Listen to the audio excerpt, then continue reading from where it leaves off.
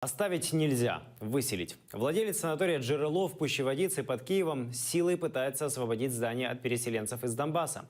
160 человек живут там с лета 2014-го. Они сбежали от войны, и жить им больше негде. Эту любительскую съемку сделали жильцы санатория «Джерело», что в Пущеводице. В понедельник средь бела дня здесь появились люди в касках с кувалдами и топорами. Один из них дал команду бить окна.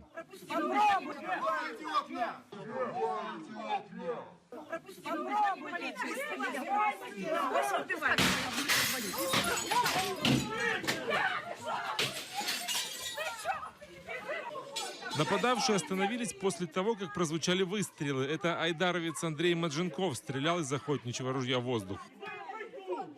Может, вы бы по-другому поступили, может, хотя бы ноги кому-то побили, а я гуманно постарался.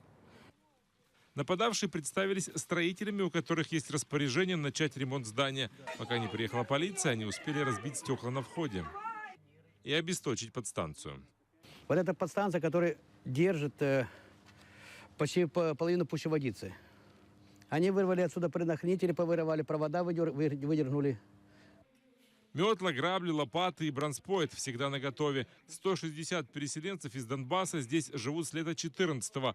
Последний год на осадном положении. Здесь давно нет газа и отопления. Электричество отключают регулярно. Как на вулкане.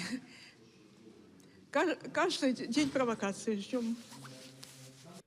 Условия жизни здесь трудно назвать санаторными. Пенсионеры из Луганска, Екатерина и Иван Ганас, ютятся в небольшом номере, а дома у них осталась двухкомнатная квартира. Все бросили, оставили, говорить, живе, шукаємо у Києві мертве. І тут нема покою. Людей сюда расселяли волонтеры, власти не возражали. Никаких договорных условий не было. Просто нас поселили, мы жили, нас прописали, выдали нам справки переселенца, прописали здесь, что мы живем. Вот, и на этом дело закончилось. Никто нас не трогал. Теперь же местные власти уверяют, в этом санатории официально места для переселенцев не выделялись. Готовы помочь людям, но только інформацією. Справа в тому, що місто Київ не передбачено для розміщення вимушених переселенців. Фондів, житлового фонду в Оболонської райдержадміністрації немає. Ми і проводимо активно інформування щодо наявних місць, де можна проживать в других регионах. В 2016 году у здания появился новый собственник Вячеслав Гаманай. Это он прислал людей с кувалдами, настаивает на выселении. У меня и дальше есть желание и настроение туда все-таки завести строителей для того, чтобы начать процесс ремонтных работ.